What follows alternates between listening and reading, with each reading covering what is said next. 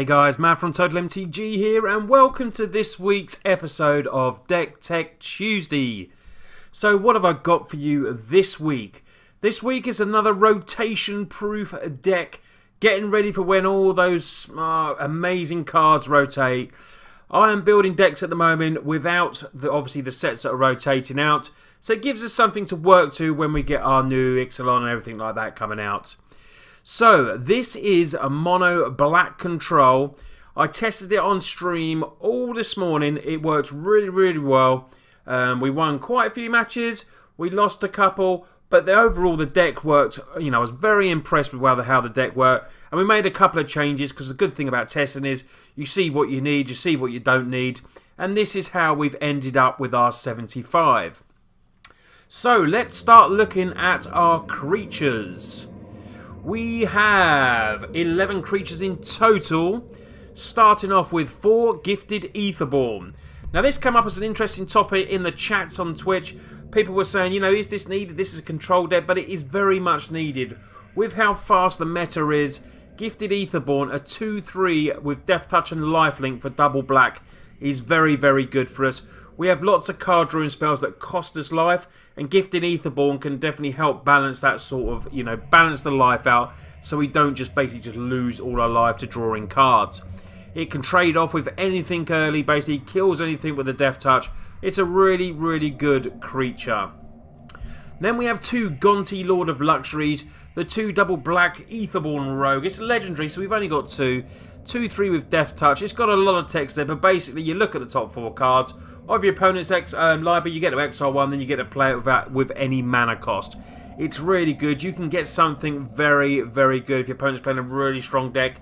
You can get that card, and you can cast it at any time as well, and cast it with any mana. Even though we're all black, this you can cast with any mana. Really good card, Gonti. The next one we have is our finishers. So we've got Demon of Dark Schemes. Works out very well against tokens we've seen. Demon Dark Scheme ends the battlefield. All other creatures get -2/2 to end the turn. And with the, you know, with a lot of 1 toughness and 2 toughness creatures that are about at the moment, the demon is very good as long as we can get to it. We've got ways to use energy. We've also got Live Fast that makes energy for the demon. It's really good. You pay 3, pay the 4 energy, put target creature card from any graveyard under your control tapped. So you would be able to get something, maybe, you know, you might be able to get a Gearhulk. You never know what you might be able to get, but Demon of Dark Schemes, the 5/5 is very good, with certain removals being taken out. Demon of Dark Schemes, I think, is a very strong card. It does cost 3 and triple black, but it's our late game finisher, and then hopefully we can just start stealing creatures with the demon. The other creature we have is a 2 of Noxious Gearhulk, 5/4 with Menace, 4 double black. When it ends the battlefield, you get to destroy another target creature, and if the creature is destroyed this way, you get to gain the life.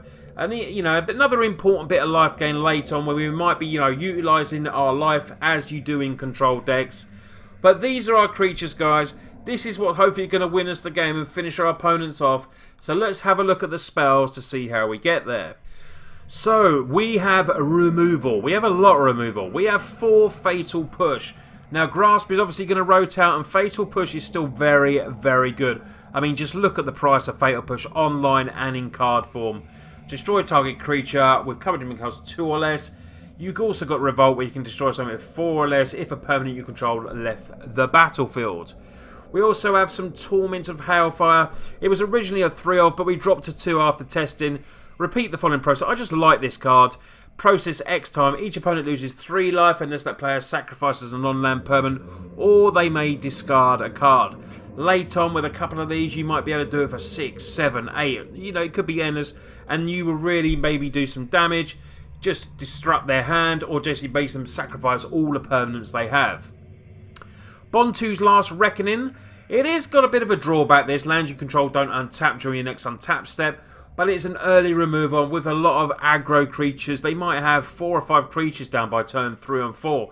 This will just wipe the field. We don't untap, but even late game when we've got all that mana on the board, to pay 3 to clear the board and have maybe 3 lands not untap, it's a really good card. And I love the art. It was my favourite art from the set, with Bontu just spearing soldiers. And then we have Doomfall. Really good. Utilising this card, you've got 2 modes. You get to choose one. Target opponent exiles a creature he or she controls.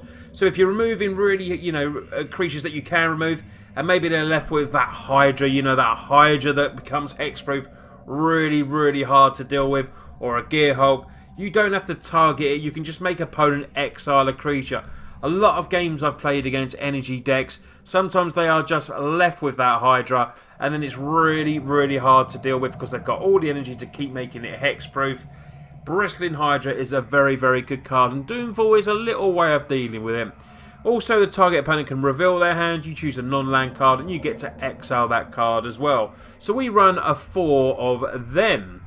Card draw. We have card draw in Live Fast, makes energy for the demon. 4 of them, draw 2 cards, lose 2 life. We also have a 1 of Painful Lesson. Target player, so if the opponent's on that less life and they've got 2 life left, you can use the Painful Lesson to kill them off as well. If not, maybe we'll draw that card. Some more removal with Never to Return. Destroy target creatures and planeswalkers, also has the Aftermath as well. Yahini's Expertise, after playing lots and lots of token decks. Yahini's Expertise, for some reason I completely missed it off the whole 75. I don't know how, don't ask me how. But that was a good thing about testing. Everyone in the chat is like, where's Yahini's Expertise? Where's Yahini's Expertise? Well, now it's in the main deck as a 2 of, and we also have 1 in the sideboard. Sweets the board. We get to cast something with 3. We can maybe cast, some of our card drawing spells or something else as well, or maybe a Gifted Aetherborn. Or even, it could be just, it's just there, maybe just for the -3/3. We might not get to cast something, but it could reset the board. And it's just a really, really good card. We also have a 1 of Cruel Reality, sort of like a separate win con. Only 1 of these because obviously it costs 7. This enchant player, the beginning of the enchant player's upkeep, the player sacrifices a creature or planeswalker. If they can't, they lose 5 whopping life. I have won games with Cruel Reality and other decks. I really like it. It's mono black. We're going to have it as a 1 of. It's a really good card. We're just going to put it in there. Liliana's Death's Majesty was my original build, but I didn't even test with it. It may be something that I may add later in, but we haven't really got a lot of creatures that we can bring back from the battlefield. Putting stuff in the graveyard as well. We might put some really important spells in there. Let me know what you think about that, but it wasn't for me. I just didn't think it really suited the deck. The land base is very simple. We had 24, we've cut to 23 after testing because we've got 3 Desert the Glorifies there. Bit of card draw if we need it. Also, it's got the Cycling. It comes in tapped. We've got 3 of them. You may want to up it to 4. And there's just 20 basic swamps. So, what we're doing now is go and have a quick look at the sideboard. Sideboard, if you think anything should be in here. Obviously, this has got to be rotation proof, so nothing from the sets that are going to rotate out. Walking Ballista has been absolutely brilliant coming in, especially against token decks. Putting it in big, ping, ping, ping, picking them off, keeping the Walking Ballista there. And occasionally when we're getting through our creatures, play this for big, just take the points off and just basically just kill them without even doing anything other than that. So we have 4 of them in there. 3 Lay Bare the Heart. Target opponent goes down. You get to take something that's non-legendary. Really good card. It only costs 2 mana as well. Sorcery speed. 3 Dynavolt Towers. I've not brought these in yet. We do have a fair amount of sorceries and instant cards. So I've put this in the sideboard. It may have to change to something else, but at the moment it's there. I'm going to see, if after lots and lots of testing, if I just don't keep bringing it in, it might just have to be changed for something else. Lost Legacy has a couple of pretty basic there. You name some none on. In fact, you go and search the library. Anything awkward, take it away. Yahini's Expertise says a 2 of there. I don't know what I was thinking, but that is definitely a 1 of because I'm not having 16 cards in my sideboard. So I apologise for that little error there. That is definitely a 1 of. You will have the deck list below. And we also have 1 Hour of Glory. Exile target creature. If that creature was a god, you get to reveal his or her hand and exile all cards from that with the same name. Really, really good card. It does cost 4. But gods are very hard to deal with, and exiling them is a way to do it. So we have a 1 of Hour of Glory. So guys, this was the deck this week. It is rotation proof mono black control. Don't forget to go and follow me on Twitch. There is links below. I get to play all these decks on Twitch. You get to see a lot more gameplay on there. I will put obviously some of them up on Friday night gameplay video on the Fridays. But if you want to see a couple of hours of me playing some of these decks, that's where you need to go and say, like I say, links below. Just go and hit that follow button over there. And if you're new to us here, don't forget to hit the subscribe button as well. We're edging our way. We want to get to 3,000. That would be a massive landmark. So I really, really do appreciate all your support, guys. So let me know what you think of this mono black control deck. Any cards you think would be really good additions, or maybe something we should take out. It is running rather well at the moment. It's still going to take a little bit more testing. Like I say, it's hard tested against decks that haven't rotated out yet, because we're playing some very strong decks, which will lose some very important cards. But it's a good tester to see how it stands as it is, without seeing, you know, the new cards we can possibly bring in, and obviously with these other decks, what they will evolve to when they lose certain cards. Anyway, guys, this has been Deck Tech Tuesday.